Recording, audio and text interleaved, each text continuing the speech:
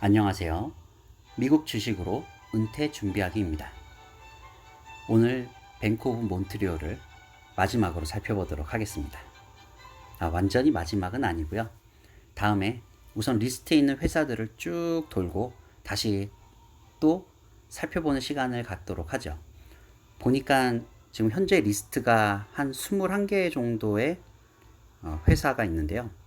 21개 정도가 아니라 21개의 지금 투자할 회사들 리스트를 만들고 지금 하나씩 짚어가 보고 있는데요. 보니까 한 회사당 약 4번에 걸쳐서, 그러니까 약 4일 동안 설명을 하게 되더라고요. 그러면 21개 회사니까 하루도 빠짐없이 한다면 84일이 걸리겠네요. 84일 동안 각 회사에 대해서 살펴보고, 그리고 뭐 중간중간 지금 현재 제가 투자하고 있는 상황이나 또 다른 얘기들이 좀 나오면서 조금 더 늦춰질 수 있겠죠. 그러면은 약 90일 정도의 로테이션을 가지고 회사들을 계속 점검해 보게 되겠네요.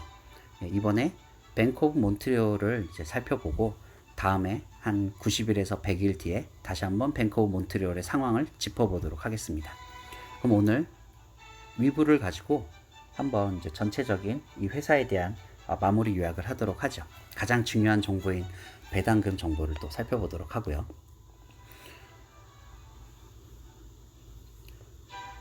우리가 보통 회사들을 살펴볼 때 제일 첫 번째 날에는 그 회사에 대해서 위키피디아를 통해서 그 회사의 일반적인 정보를 살펴보고, 그리고 두 번째, 세 번째 살펴볼 때는 보통 증권사 앱을 통해서 그 회사의 재무 정보들을 좀 더 살펴보고, 그 다음에 이제 네 번째, 보통 이제 마무리 지을 때는 이제 위브 앱을 통해서 좀 더 뭐랄까, 어떻게 보면 제가 투자하는 데 있어서 가장 중요하게 여기는 이 배당에 대해서, 정말 안정적인 배당인지, 배당률은 높은지, 그리고 현재 또 시세가 이 회사의 주가가 어떻게 흘러가고 있는지, 그 다음 회사에 대한 전체적인 부분, 그리고 또 궁금한, 또 흥미로운 또 경쟁사들은 어떻게 하고 있는지, 그런 부분에 대해서 지금 얘기하면서 각 회사들을 하나씩 살펴보고 있는데요.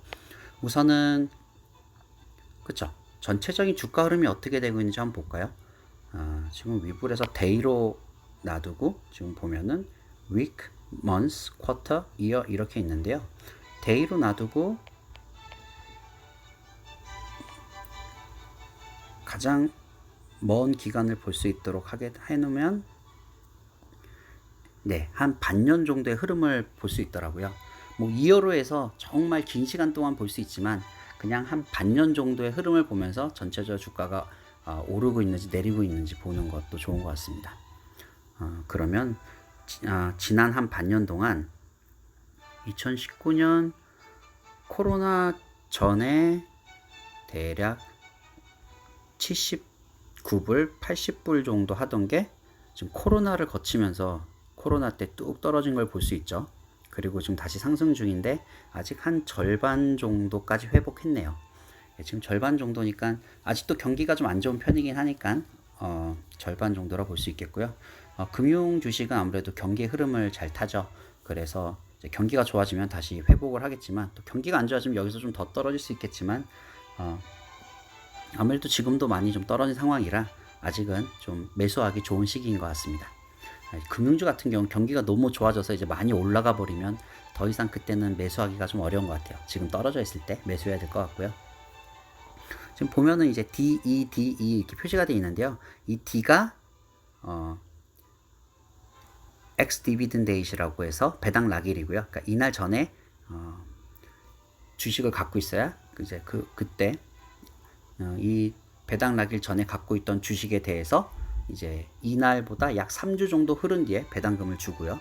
이 E는 회사의 분기별 실적을 발표한 날입니다. 그래서 DED를 지금 뭐 분기별로 볼 수 있겠네요. 이 DE가 있는 게 하나의 분기네요. 그렇고요. 그러면은 한번 BMO의 뱅크 오브 몬트리올의 전체적인 정보를 살펴보죠. 가장 많이 보는 정보인 지금 현재 1년 동안 가장 낮았을 때가 38불 정도였고 가장 많았을 때가 약 80불, 그 사이에서 지금 왔다 갔다 하고 있고요. 그 다음에 배당을 보는 데 있어서 항상 가장 중요하게 여기는 페이아웃 레이토가 어떻게 되는지, 정말 이 회사가 배당금을 줄 능력이 되는지, 꾸준히 줄 수 있는 능력이 되는지.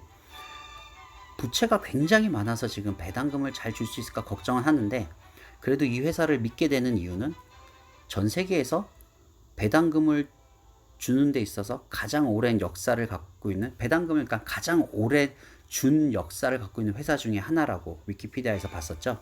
그래서 좀 더 믿게 되는 건 있는 것 같고요. 지금 EPS가 한 주당 벌어들이는 순이익이 5.32달러고 중앙에 보이시죠? 오른쪽에 보면 디비던드가 한 주당 받는 배당금이 3.167이고, 그러면 어떻게 나눠야 될까요? 그쵸?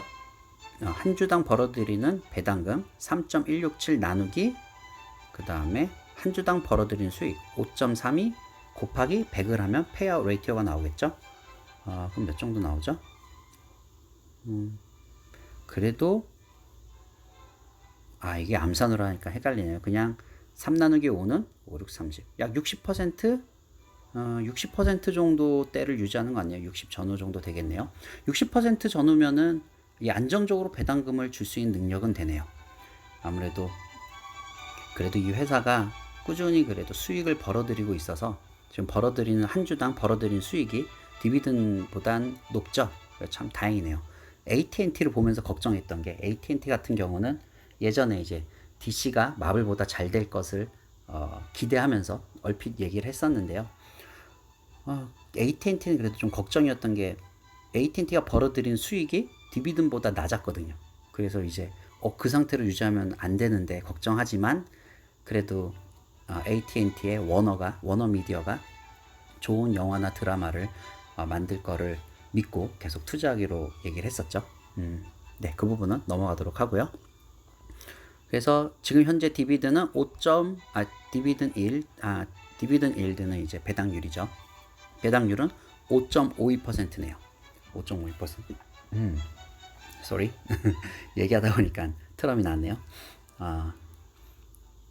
디비던 일드는 5.52%.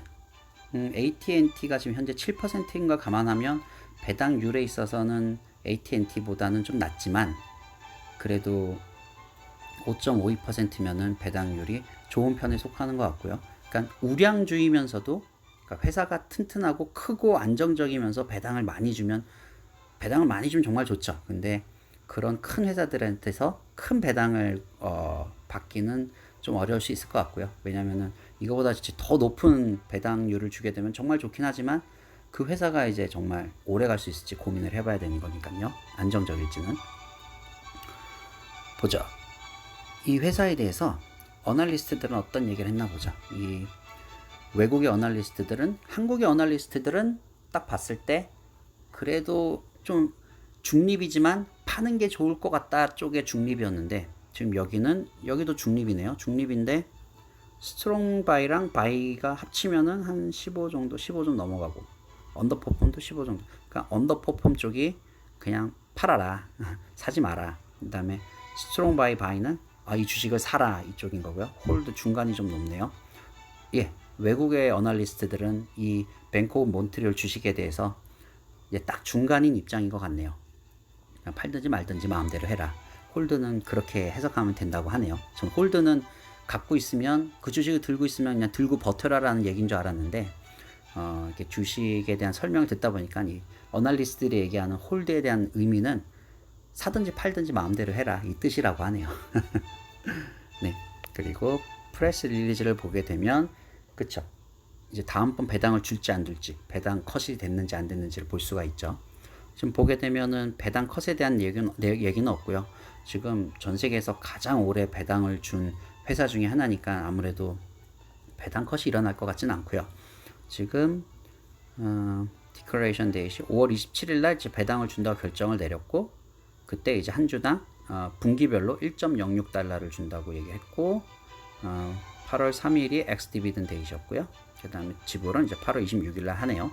보통 그냥 엑스 디비던 데이에서 3주에서 4주 지나면 이제 돈을 주는 것 같습니다. 그러니까 엑스 디비던 데이 전날까지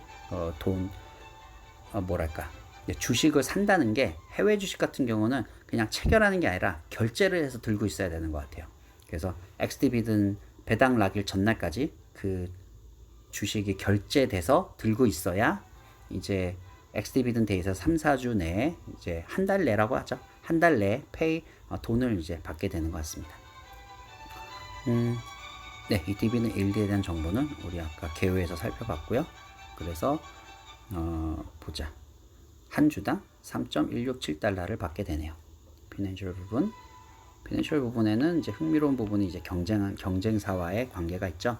시티그룹에서 한번 살펴봤었는데요. PE 같은 경우는 10으로 잘 유지하고 있네요. PE 쪽을 보게 되면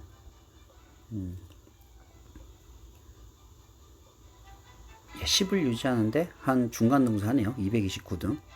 1등 같은 경우는 PE가 0.6이면 와, 이 회사가 벌어들인 수익이 1년도 안 돼서 자기 스스로를 살 수 있을 정도라는 거니까 회사가 엄청 작거나 수익이 엄청 크거나 뭐 이런 거겠죠. 우리뱅크 나오네요. 저 밑에서 지금 하나, 둘, 세 번째 우리뱅크 같은 경우에는 퍼가 3이네요. 굉장히 낮네요. 퍼가 수익이 굉장히 높은데 제대로 된 주가 가치를 인정받지 못해서 지금 굉장히 낮을 수도 있고요. 우리뱅크도 제가 봤을 때 우리나라 뱅크를 사람들이 잘 몰라서 우리나라 뱅크들이 또 우리나라 사람들은 잘 알잖아요. 잘 안 망할 텐데 미국 사람들이 보기에는 잘 모르는 은행이니까 주식 가치가 좀 낮아져 있는 것 같아요. 그래서 우리나라 은행들을 좀 투자하려고 투자 리스트에 들어 있고요. 네, 뭐 이상입니다. 오늘은 이 정도로 하고 이제 마쳐야 되겠네요. 그러면 우리 모두 돈으로부터 자유로워지기를 기도합니다.